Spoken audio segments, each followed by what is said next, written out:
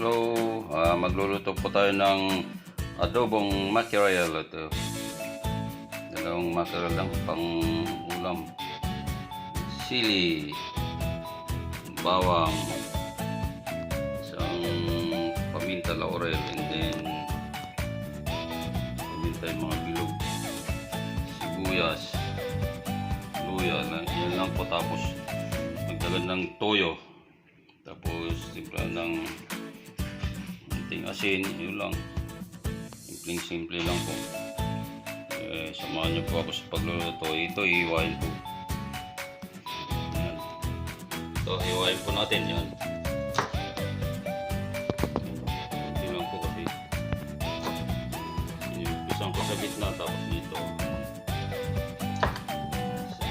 tanggalin po natin yung ito pinakatulot. Tanggalin po natin. Ayan po.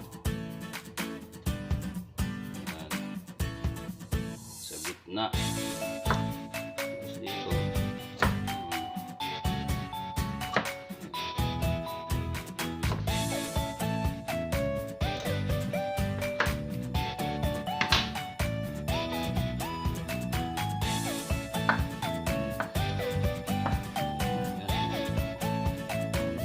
okay na. Not oil, tapos bawang, itong luya, isa po tayo, sibuyas,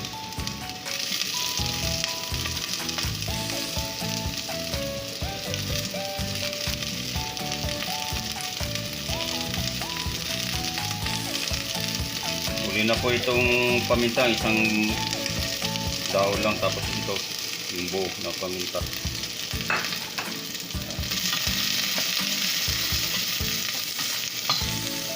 Natin ito mackerel,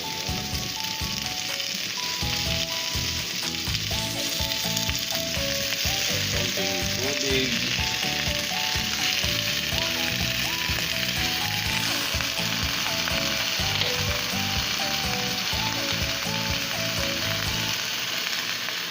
ito na natin ito.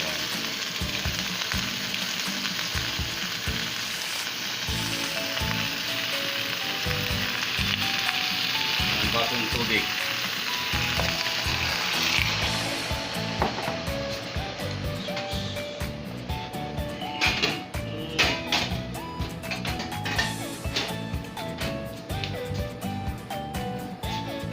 Tapos tatakpan natin, tapos magtitimpla po tayo. Ayan. Takpan po natin. And nadagdag po tayo ng toyo, 5 kutsarang toyo. Tapos mag-adjust na lang po kayo. Timpla din nyo. Ito na. Yan yung dahon, tapos yung paminta. Tapos konting palang po. Dagdag ng durog na paminta. Tapos huli na ito. Pipigyan lemon, lime, tapos sukang Ilocos. So pwede yung gamitin yung sukang puti o puti. Magdagdag pa tayo ng durog na paminta kasi bilogin nilagyan natin konti lang po. Kung nagkuhan kayo, huwag maraming paminta, huwag maraming durog na paminta, yung katamtaman lang po. Yun, ito muna yan eh. Tapos magdagdag po kayo ng kaunting asin. Yun lang. Tapos ang alternate ng bitchin, maski yung puti na sukal, puti balls, 1 teaspoon lang, yung kalahati. Yung teaspoon na yun, kalahati lang po ilagay nyo. Mamaya magkukon na lang tayo ng ganyang huli, sukat sa kalimot. Ready na po. Mga ilang minutes lang. Ayan. Dagdag po tayo ng sukang Ilocano, sukang Ilocos yan. 3 kutsara po yan. Po natin lemon, halo po natin doon.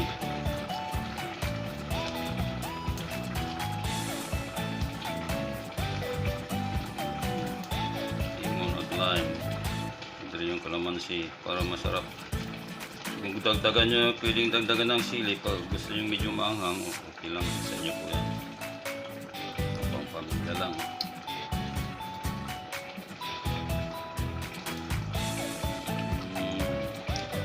Yung salain nito po ito yan lang para hindi malagay yung buto ng lime yan po. Yan.